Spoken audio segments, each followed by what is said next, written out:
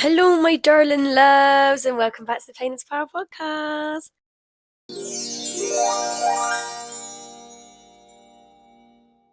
Okay, so, is this mic on? It really panics me every time. So, today's little episode is about rediscovering magic. Sorry, creating magic, rediscovering magic. Kind of like going from sort of living in the normal mundane and sort of being like, everyone else sort of sheeping it along to waking up a little minute and going, hang on a minute, hang on a minute, hang on a minute, hang on a minute. And kind of rediscovering the magic in life, which is hard to do in this crazy, crazy world we live in.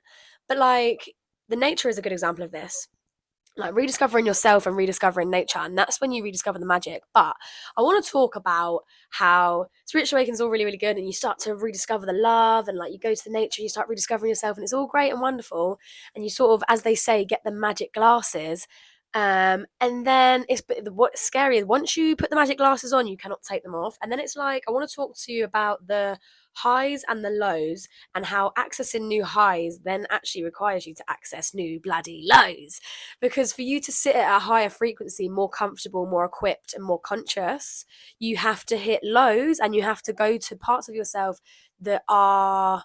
This is kind of actually sort of linking into last week's episode about pain into power. Obviously, it all just stems back to pain into power. Like, you know what I mean? That's the title. That's the title.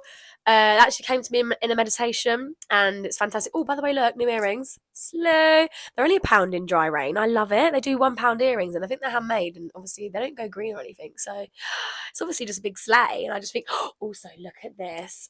Oh my god! Got this little man. Isn't he so adorable? I love his little glitter ensemble. I think he's fantastic, to be honest. Anyway, so I'm getting distracted and it's literally 2 minutes in. Oh, I also got this agate crystal because I need some self-love and some let go of jealousy, let go of anger, let go of all the bad shit. You know what I mean?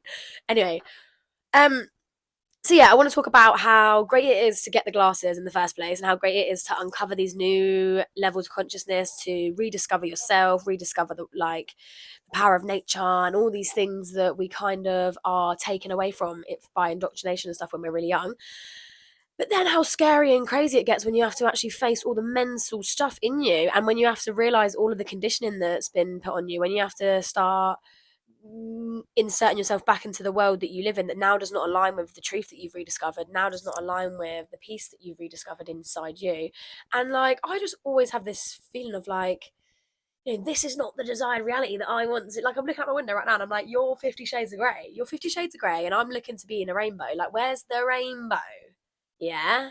Anyway, so I think that what I noticed when I first started really like elevating, so when I was going to higher states of consciousness, right? When I was doing things that felt like out of order to the Matrix, like it's like the Matrix is like, wait, what are you doing? What are you doing? We didn't say you can do that. You know what I mean? It's like I was going a bit, you know what I mean? And I was like accessing all these higher frequencies and like expanding my conscious awareness. And it was like I felt like naughty, like I felt, and I really became aware of a fear that lives within me. And it's obviously a fear. So fear is actually put into us by the capitalist system, by the materialist theory, by ideologies, by interpolation, by hegemony. And if you don't know what any of those words means, I might just put a little definition up here. I might put it in the bloody description box below, or you can just go and look it up, whatever you want to do.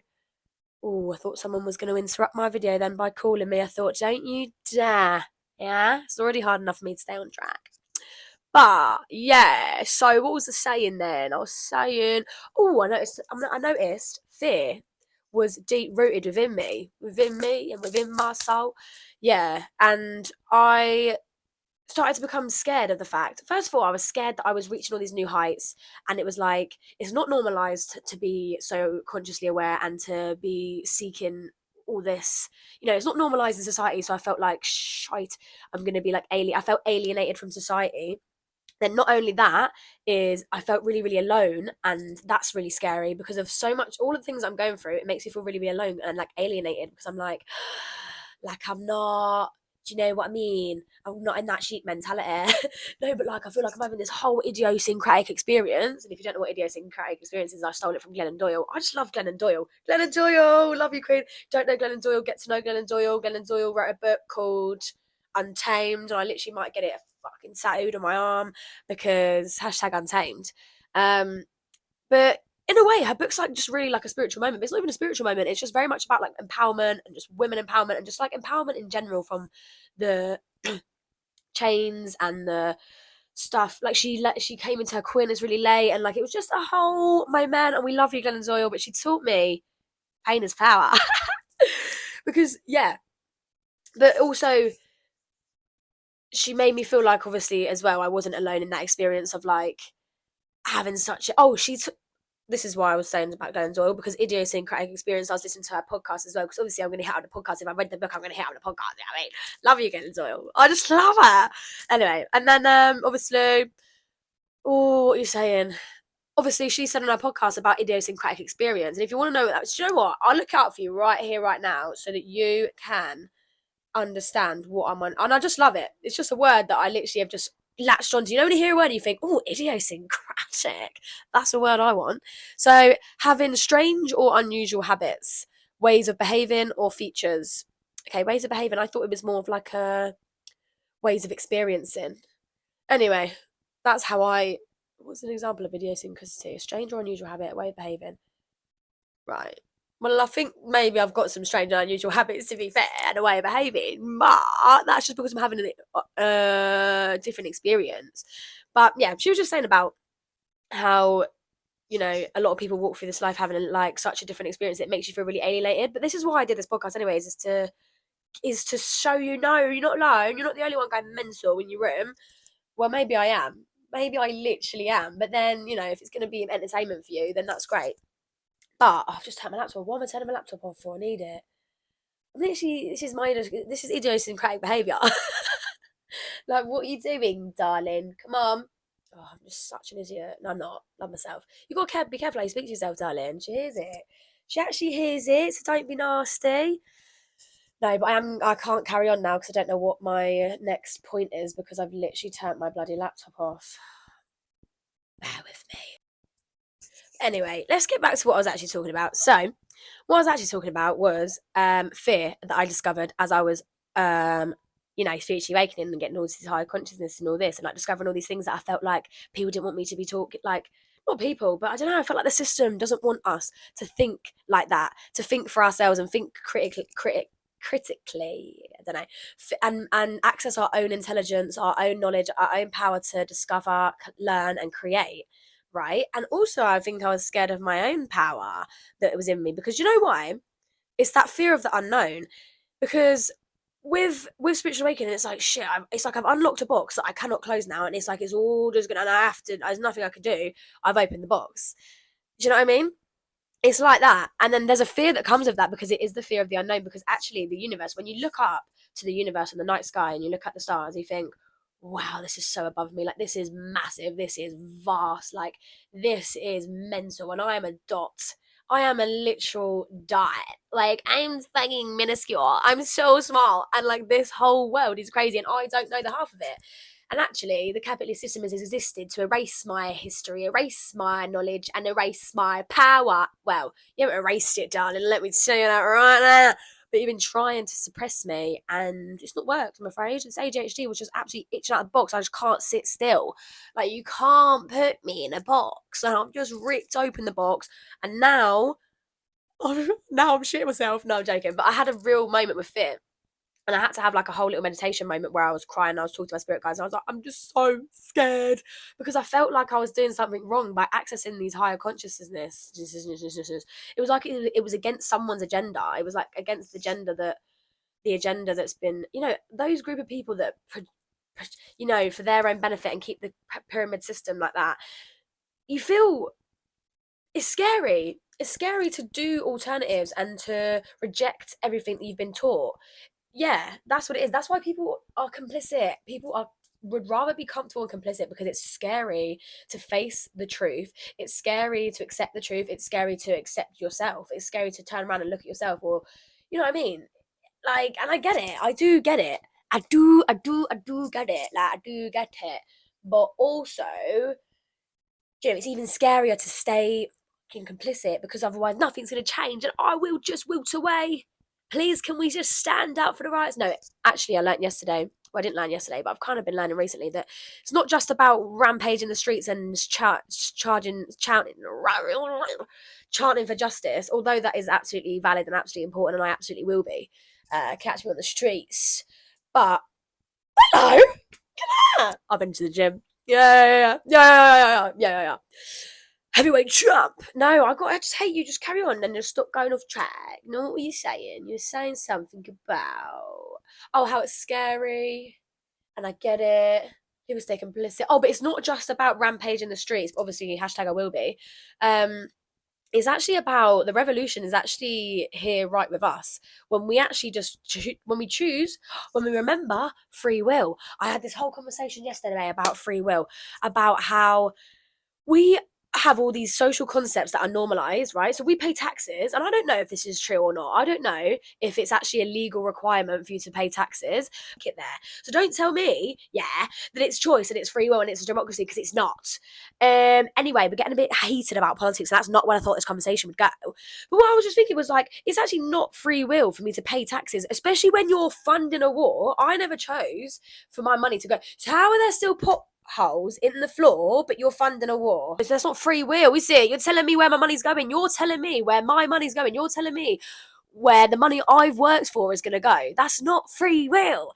And this is what I'm saying. It's about us actually saying, look, no, I'm not saying you have to get loud and mental and go crazy. It's just making little steps to be like, actually, hang on a minute. This system is built in a way that that's serving the ruling class, right? So it's like, well, we're literally all keeping that ruling class sat up there by still putting into the capitalist system, by still working for the capitalist system, by still consuming of the capitalist system. And people are addicted to consumption. So we had that conversation in the last podcast. So it makes sense. But like, anyway, I'm going on a very big tangent there. But I want to talk about fear as a construct and how it's used to manipulate and control us, right? Fear lives within all of us, right? And it's the easiest way to control us is by keeping us on a fear frequency, because when we're on a fear frequency, we're easily controllable and we act out of fear. Well, yeah. So basically what I was trying to say is that fear basically limits us all, and it controls. So you might not express yourself as authentically as you want to because of fear of judgment. You may not go, pick the job you want because of fear of judgment. It's like, there are certain social norms and structures and values and even like aesthetic expectations that mean we fear being ourselves because of fear of judgment or fear of rejection, and so everything. It's really hard to get into it all without having to literally list off all these different things and get really overwhelmed with it all. But fear is genuinely inserted and literally injected into every single aspect of our lives so that we stay the smallest version of ourselves as humanly possible. We stay the most small, contorted, boxed up version of ourselves so that we're the most controllable and we're the most docile, so that the government can do whatever they want and we just sit back and let it happen because we're too fearful. We're too, what would happen if we, it's all, everyone's a bit scared. And I do get it. And I was the same. I was feeling such fear because I was like, shit, like, I feel like I'm breaking through barriers that I shouldn't be breaking through. And like, it is scary. And then I realized that fear is actually an illusion. And I had to find the fear that lives within me and bring it out. I even still now have a fear of being perceived. In fact, every single day, if you think about people when you go out there, no one can even look each other in the eye. We're like that.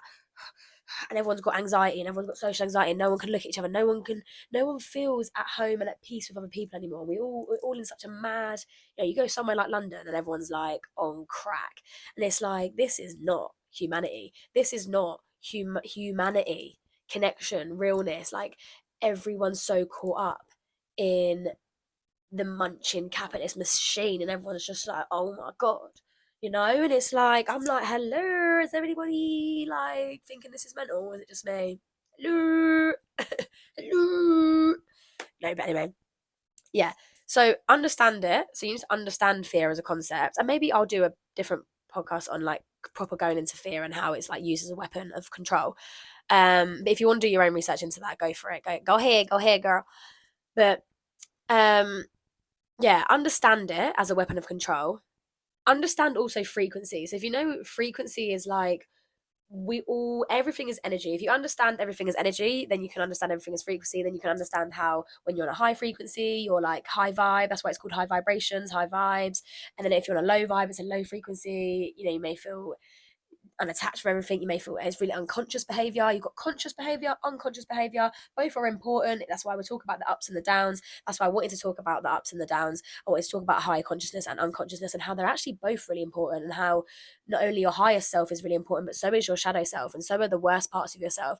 And this is what all comes into it. It's like fear of your own shadow as well. It's like fear of your own pain, fear of your own, and all these things. It's like we don't listen. There's so much fear that is put out to us by everything else, okay? And that is meant for a means of control.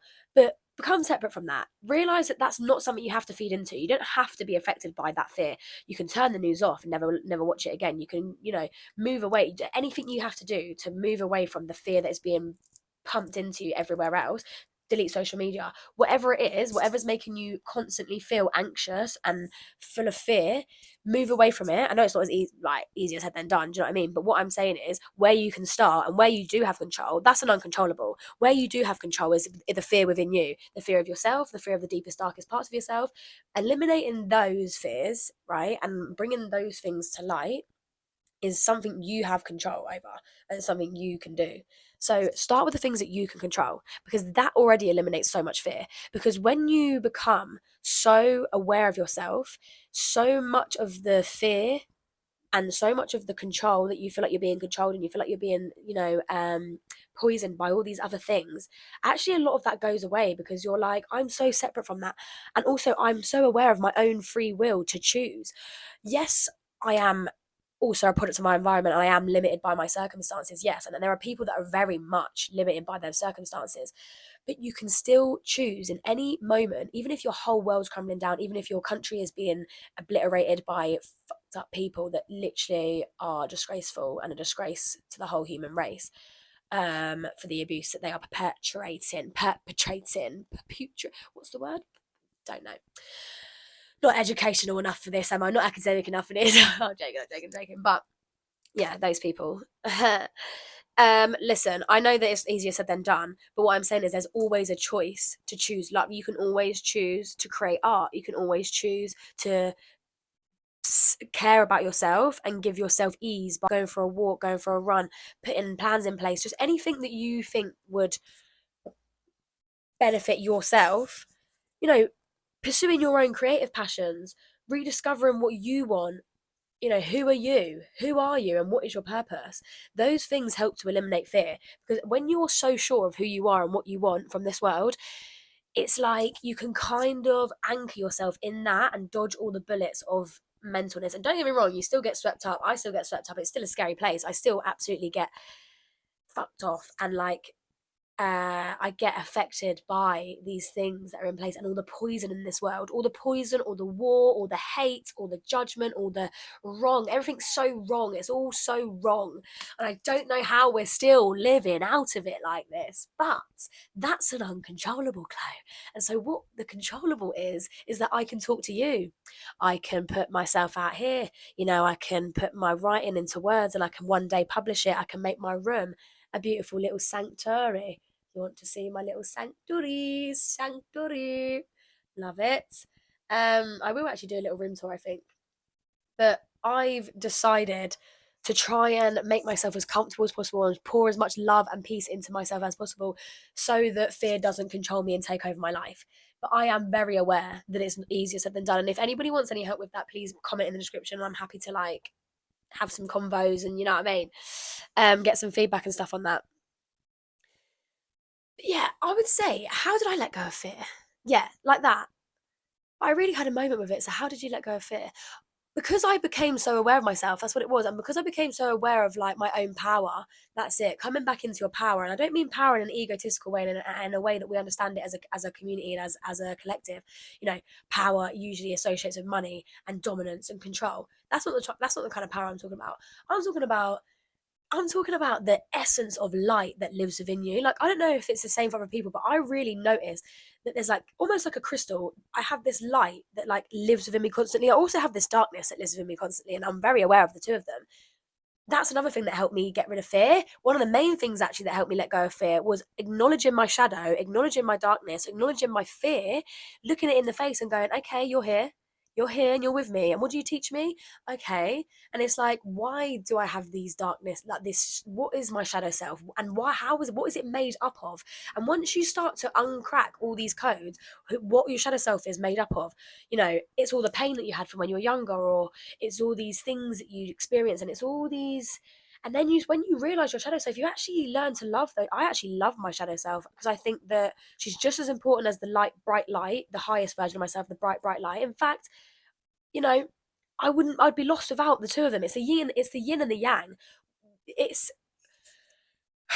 structures, and not capitalist structure, and just like structures in general. Ideologies have been said to us that, like, you know, bad is bad, and like darkness and it's bad, and like depression is bad, and it's all just bad and bad. And we've all really tried to conceptualize what's good and what's bad, when actually you've got to open your mind to a consciousness that actually allows things to be, like I said on the last podcast, the very thing that broke you may be the very thing that made you. So it's like, okay, we can fear pain, but actually why fear it when it can literally be power? It's like I realized that by acknowledging the stuff that lived within me, it was like, okay, you no longer control me because I've seen you, I've looked at you, you've been living in there trying to play games, and now you're out here. What are you gonna do now? What are you gonna do now? I can see ya. I can see ya. Yeah, that's what I thought. That's what I thought. Yeah, we're gonna transmute you now into power. And that's basically how it goes. But yeah, that's probably one of the main things that helped me let it go. Oh yeah, and also understand your fear, identify it, right? Identify it, observe it. Literally become the observer. I can't express that enough to you. Become the observer of yourself and your reactions to the world, your sensory, experience. Become so aware. That is the power, is to become so aware of yourself and so aware of your needs, so aware of who you are, why you are who you are. That is the flex. And that is where the revolution will be. On this baseline level, it's our own physical revolution. It's our own internal personal revolution that then will absolutely, what's the word, to everyone else. Like, it will fucking, not barricade, that's not the word, babe. What's the word? You know what I'm on about. Like, spread out to everybody else. Diminishing your power as much as possible. Yeah, so fear is an illusion, a control technique, diminishing your power and taking your power away as much as possible. So I'd say the main thing for letting go of fear is bringing it to light, and then choosing to let it go, or choosing to accept it and love it, and accept yourself and love yourself as who you are. Because only then can you transmute it into power. And what is so mental is how I don't know how people don't realize the power of people. And also, it's like they use fear to control us, but they're actually so scared. Imagine if we all turned around and said, they'd be so fucked. Like, realistically, it's actually them that are fearful of us, because that's how powerful we are. If we were all to collectively turn around and say, their whole entire system would crash. Their whole entire world would crash. That's why they're scared. That's why they run away, call the police.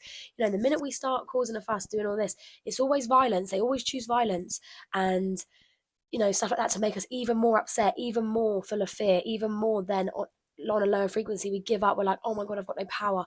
They constantly try to exert power and fear. So they try to exert power into us by using fear to scare us and like, we're the top, you better not mess with us and we'll send the police and you'll get killed and we'll blow you all up and we'll just bloody keep doing it until you can't go no more. It's like, all right, you carry on doing that. You keep blowing the world up. I'm just going to choose to love myself, and I'm going to choose to love other people as much as I can. And that is what I'm going to do forever and ever and ever. And hopefully people start through this and through just everything everyone becoming a bit more high, consciousness already raising as a collective anyway, because it's not just about the individual person, because not everyone is in a position to be able to do something. I'm very aware that I'm in a privileged position to even be able to choose myself. I'm actually very in a privileged position to be able to even choose myself. I'm very aware of that, but it's not that, it goes to show it's not just about the individual person, it's about the collective. It's about the collective waking up and being like, hang on a minute, actually, why choose to be ruled by fear when it literally doesn't even serve you.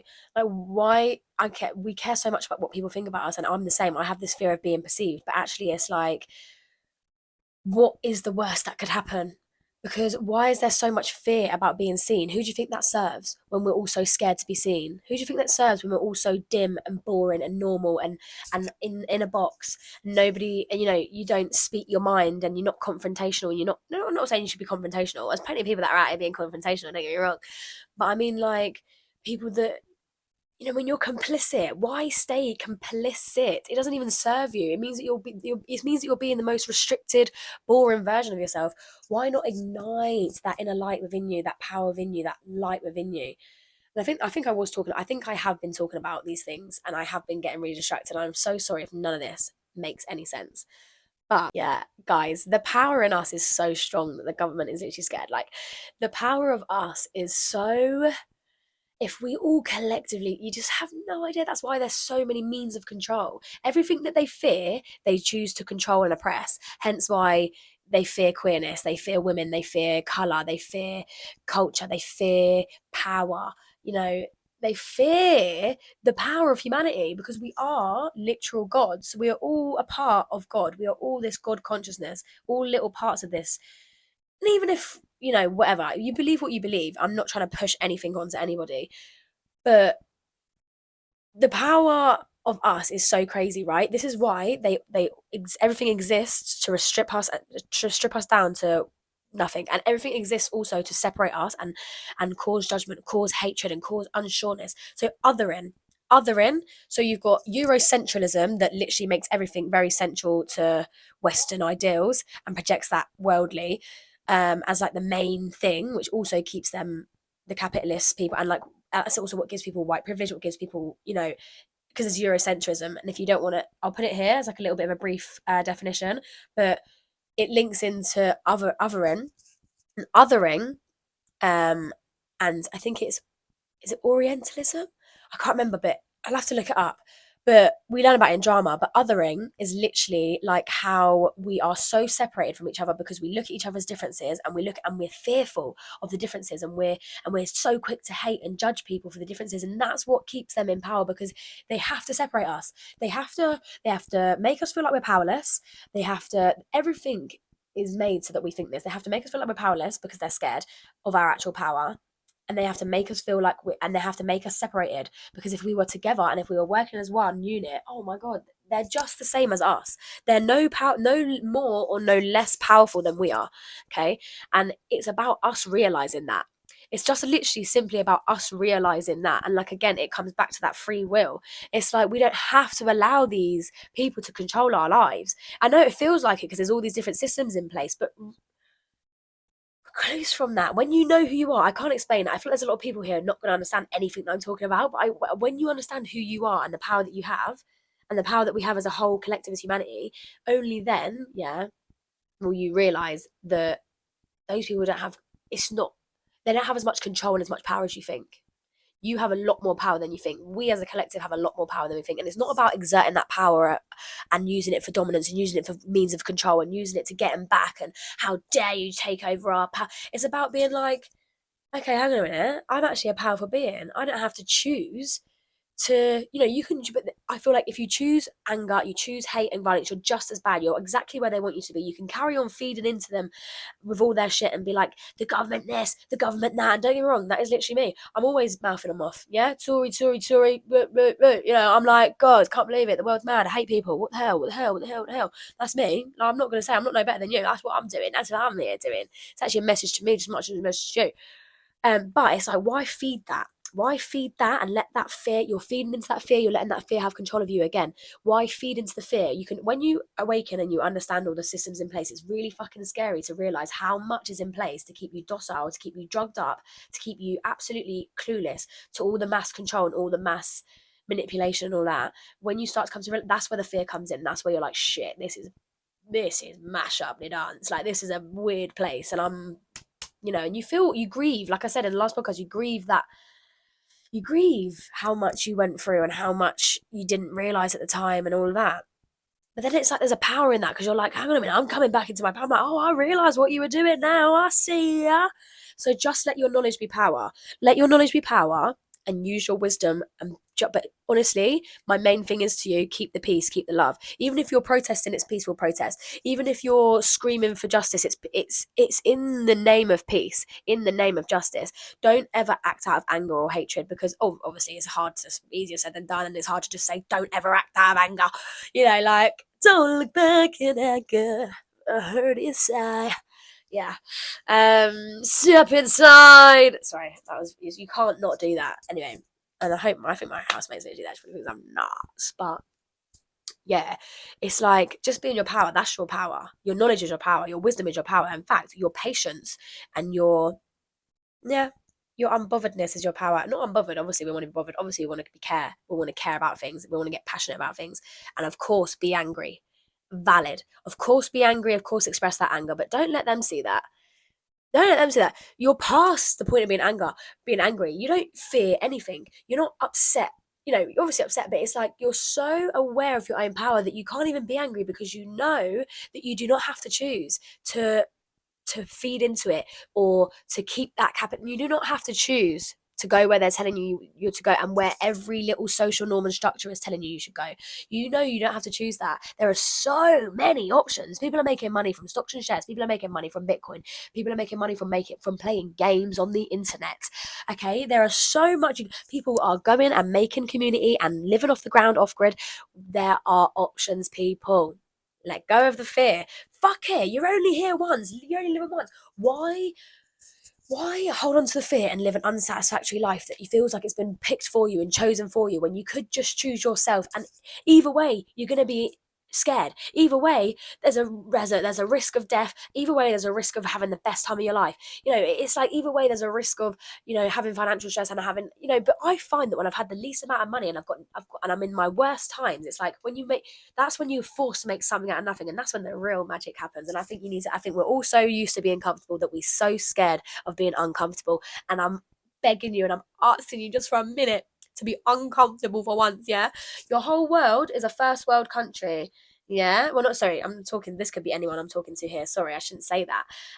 But what I'm feeling like is, as a collective in the Western culture, right? If you're from the Western world, yeah, listen to me now. Your whole entire existence is comfortable. Your whole entire existence is comfortable. There's literally places getting absolutely fucking, you know what I mean? And like, there's people everywhere. Even if you're in the Western world and you could be on the breadline, poverty, and like, so it's not to say that your whole existence is comfortable, because actually, where the richest people are, so are the poorest. Where the ruling class is, so is the working class. And I'm not saying that shit ain't hell, because I know that from personal experience. But what I'm saying is, so much of us are so comfortable. It's like, can't you be uncomfortable for a minute? Because it really teaches you. And I feel like there definitely are people that are uncomfortable in this Western world, don't get me wrong, and there definitely is. But what I'm saying is, it's just like, it's really important that we are prepared to take the risk and prepared to be uncomfortable. I'm not asking you to go mental and do mental things. I'm just asking you to acknowledge yourself as a whole being that has a whole experience that is valid, that needs to be understood and explored. Understand that you are, just understand who you are. It's really hard to say these things, right? Because they don't mean anything to people that don't know like what that feels like to understand, to rediscover who you are and stuff like that. So I feel bad that I'm just like saying like, know who you are and ignite your power and return to peace, and people are like, what the fuck is she on about? And I'm sorry if that's what it comes across like, but yeah, let me show you a photo, right? So I say about, oh my god, I just got cramp. I say about how diamonds form under pressure. This little thing is very shy, just like a little 2-year-old done it, but I love to do art that looks like 2-year-olds done it. And this is the light and the darkness, right? Because I genuinely think that stars and stuff and light was formed in the darkness. And if you know anything about the dimensions, it's like you've got the dimension of completely, you just got all these different dimensions of sound, light, things. And I think that things are created in the darkness, and in like diamonds are formed under pressure. And like when you're about to grow a new seed, the seed goes under the under the deep dark ground to create roots, to create a stable foundation for the seed to grow. Do you know what I mean? And it's like in this darkness, it's like you're forced to sit in the abyss and sit in all of the mash up, and it's the scariest scare, and it generally feels like an abyss sometimes. Or when you get lost into yourself and lost into and the world itself, you're like, whoa, everything's so vast, it's so scary, it's so overwhelming. But be that little light when you rediscover that little light, and then it's like, oh my god, it's so beautiful to have that moment of like, shit, I'm alive. Do you know what I mean? And it's like, I've only realized how much I want to be alive from being in that darkness. Do you know what I mean? And I only know how bright I am because of the darkness. Like, you see how pretty that little moment is, but if the dark wasn't there, you wouldn't even see it. You wouldn't see that light. You wouldn't see all that color. But that you need that darkness as a background and as a stable foundation and as a function to support your light. Period. And to house your light. It's like space. Space is literally a big black darkness, but it houses, big bright planets and the big bright sun and us as people. And you know what I mean? It's like, we need that darkness, we need that, and in a way we need that fear sometimes, or we need that pain to ignite this fucking power in us, and to ignite this passion, and to ignite this kind of, it's like when everything's just so fucked up, you're like, well, I've got nothing to lose, I've got nothing to lose, therefore you're then in your, like, in your power. And I aid you right now to call your power back. And then if you don't know what this means fully, just say it anyway. Say, take a deep breath and just say, I call my power back from everywhere it does not belong. I call my power back from everywhere it does not belong. Thank you, thank you, thank you. Because we do feed a lot of our power into things that don't even serve us.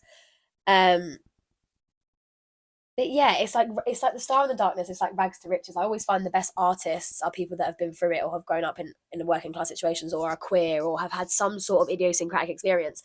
Have some sort of experience where they've been pushed to the limits, where society has alienated them, where society has, because it's like, I have no choice, because I do not fit the norm, so I have no choice. This is what I experience as an ADHD girly pop. It's like, I have no choice. I mean, I can't pretend like I'm not experiencing 50 million things at once. I can't pretend like I'm not hypersensitive and hyper aware to all these things that are wrong, and I can't pretend like I don't see how wrong everything is built and wired and fucked up. I can't pretend like I don't think. That's why people are now getting upset about the government stuff. It's like, you can't sit there and pretend like this is serving anyone. This is not serving us. This is not, this structure, this norm, this pyramid structure is not serving anyone apart from the ruling class. And even now, I think, is it even serving you lot? Because it must be so hard to upkeep this. Like, you're literally killing. And how many people do you have to kill to keep yourself at the top of that pyramid? Is it really worth it, lads? Just give it a break. Give it a rest. Don't get why I can't just give it a fucking rest. Seriously. Like, we could all just live in peace and happiness. I don't know why we can all just live as one in peace and happiness. It's like, there has to be some means of control, some forms of control. Like, people have to be controlled and stuff. And I get it. But you act like people are going to go out randomly murdering people if there's no, like, thingies in place. But it's like, we make our own rules anyway of society. That people are still out here doing madnesses anyway. Like, I don't know why we can't just be trusted to do our own thing. People think that's like the worst thing that can happen, we'd all turn to like cannibalism or something, like as if we're not already fucking turning into that, as if, well, not cannibalism, but like as if we're not already killing masses of people. It's like, you're re- you're rejecting your own power to create something better. You're rejecting your own power and knowledge and wisdom that something else can exist. You're letting them tell you the only thing that's possible is the capitalist regime, is the hierarchy regime, is the, please, can we not just be like, hang on a minute, that's not free will. I didn't choose that. I didn't choose that. That's not a democracy. You're a liar, actress. Get the fuck out. Thank you very much. Okay, so I'm going to end off the little podcast. Sorry if that was a bit insane for you all. I get very passionate, I shouldn't apologise for it. I hope you loved it. But I've got 3 songs. Oh, Christ, I've got 3 songs for you. 3 songs, 3 positive affirmations, and 3 little questions.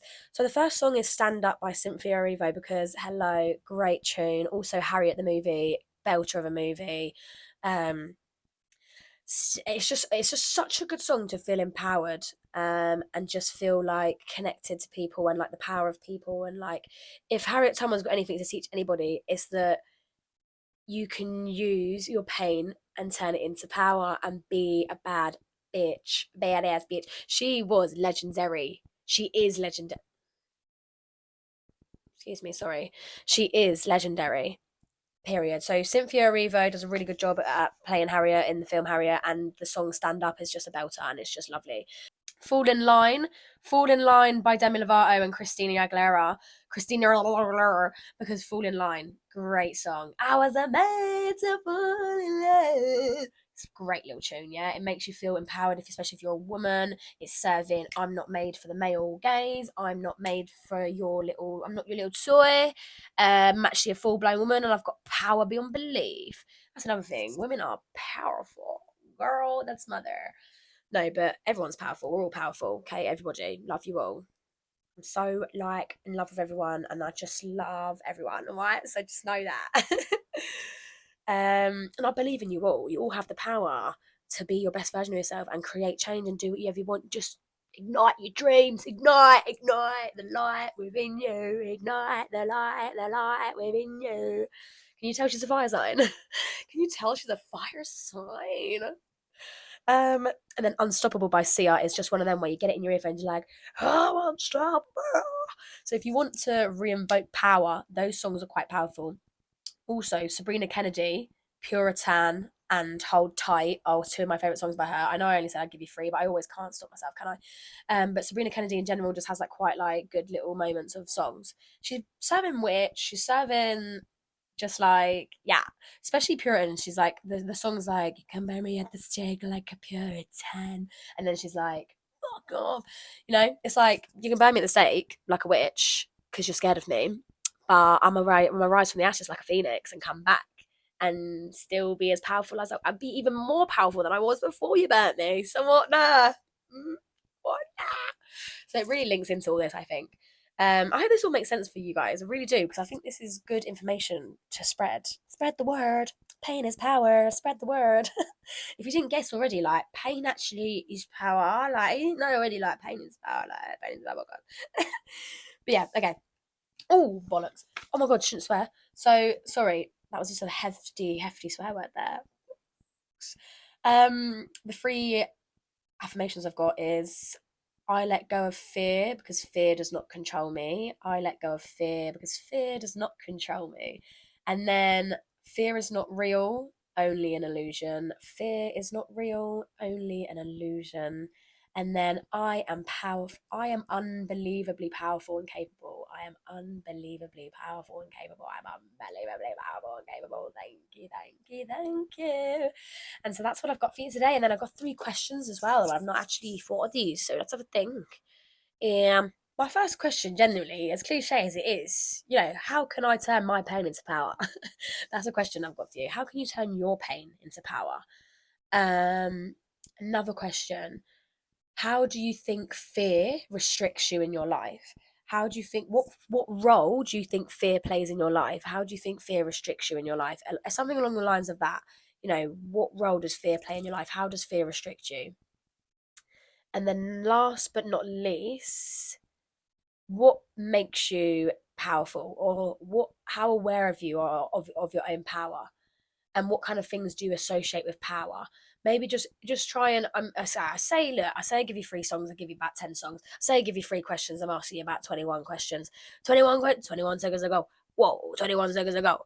Got 21 seconds ago. Sorry. And that's just what's going on really in my brain. So that's why I can't fit the normal society box, because I'm just nuts. So I have to go with the flow because I've got no choice to. Got to go with the flow because I've got no choice, mate.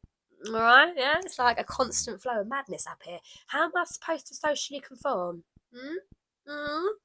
Anyway, so especially in the education system, I'm like, what, you want to sit me in here for an hour? I can't, darling, I can't. Anyway, and what the actual conversation was. Oh, the last one was what do you associate with power? What's your relationship with power? How do you understand power as a concept? How do you understand your own power? Explore that, baby girl. Explore that. Please do explore the questions. The best thing I think to do is probably get a journal. Sorry, I feel like I'm shouting. Don't want to be shouting in there. Don't want to be shouting in there. I'm really trying to keep it far away from my mouth these days because I know that I shout into it, and the sound is already terrible as it is, and I don't want to make it worse. But yeah, assess your relationship power. Oh, so the way to do that, I feel like, is to answer the questions. Just write them down. Write the questions down and then write, or talk it out loud. Literally say it out loud. If you're not a writer, understood. Some people ain't a writer. Even if you're not a writer, get literally pretend. This is what I used to do, right? When before I used to have like an actual mic, I'd literally get like this geezer, right? This is just my little fairy light lamp thing. Well, it's not. What's it called? One of them projector lamps. And just go like that. Be like, whoa. So you pretend you're talking to yourself. Literally pretend you're talking to yourself in a podcast. This is what I used to do. I'm obviously mental, but I'll tell you about it because I don't care. I'll be like, right. I just end up talking a podcast as if I'm actually having a conversation with someone. But sometimes you can talk to yourself as well and be like, so where do you think that what's your relationship with power? And then I'd go, well, so I think that there's a lot of power in the system that can, and my relationship with power is difficult. Okay. I've got a problem where, you know what I mean? And then and then you'd be able to have a conversation. Sorry, I was actually just about to answer my own question then and go into how I've always had a bit of a problem with power and like hierarchy. I've always wanted to challenge those.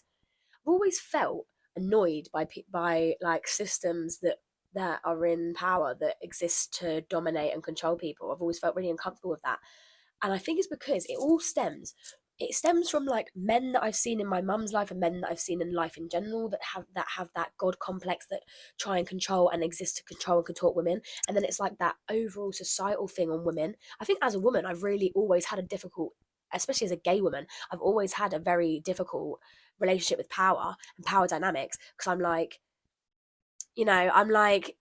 stop trying to control me, stop trying to contort me, stop trying to, yeah, and you're sexualizing me and you're making it's like I have no power over the fact that men are just going to be absolutely, obsessed, like not obsessed with me, who do I think I am, but I mean like sexually obsessed with women, so that I get beat down the road and it's out of my control, it's out of my power, because you have taken my power away from me by sexualizing me as a sexual object rather than as a human being that deserves to be respected, and not to fear her life every time she leaves the house just for being female and just for having female organs on my body, just for having a fucking female ankle. Honestly, I could be in a tracksuit and I'd be getting beat at the age of like 12 years old walking down the road to the shop. That's bullshit. And that's, again, I didn't choose that. That's not free will. No, I'm joking. But I've always had a problem with power dynamics because of that, I think. And like even the education system, like teachers, one person telling everyone what to do, or one person being the main source. And I do like a leader, but I've always found that the way that power is executed in our capitalist system is in a way that is harmful to people, and is in a way that creates fear, and in a way that creates the acceptance, like an overall acceptance that actually hate and judgment is okay, and that actually acting from your own desires or from what the structures are, like just because there's a woman on the magazine with her tits out doesn't mean you get to then shout at a woman who's got her boobs out down the street. Do you know what I mean? But it sets that tone that that's okay. Do you know what I mean? And I hate how people use their power to do that. So you could use your power to actually stop world hunger, or you could use your power to create peace and love. But what you're choosing to do with your power is create literal hell on earth for trans people, hell on earth for women. I'm getting goosebumps all over my body. Hell on earth for people of color, and everywhere that isn't westernized world. You're literally choosing to bleed Mother Nature dry, to kill culture, to kill people, take away culture, erase history. You're absolutely bloody. What's the word? Exploiting out of everyone. You are disgusting and I hate you. I'm joking. I'm trying not to feed that. I'm not going to feed that. I'm not going to feed that. I'm not going to feed that. Peace and love to everyone. Peace and love to everyone. And I hope that podcast was lovely. And I'm sorry it got a bit deep there at the end, but I'm actually not not sorry, because that's the truth. And we want peace and love for everybody. And I'm just going to send some high vibrations out to everyone, because it might have been quite a hefty podcast. And even the things that I've told you to journal with, the questions I've given you, the positive affirmations I've given you, it may invoke some emotions and some sending love and light, because it may invoke some emotions. And I just want to make sure everyone's at peace, everyone's in a stable place to feel, everyone's feeling good, feeling happy, feeling gorgeous, everyone's feeling loved by me. I hope that I haven't been too intense as a fire sign. I am. I worry that I'm intense sometimes, especially as a woman. It's like, God, she's so mental. It's like, no, I'm actually exactly what I'm supposed to be, thank you. No, I'm just going to send some love and some light lighter frequencies, because it was quite a hefty podcast today, and I understand that pain is not an easy thing to talk about or bring into awareness. So I'm just sending lots of love. Okay, thank you very much for listening, guys. I hope that was good. I hope you loved it. Please leave a comment and like, subscribe, tell a friend to tell a friend. Love yous. Bye.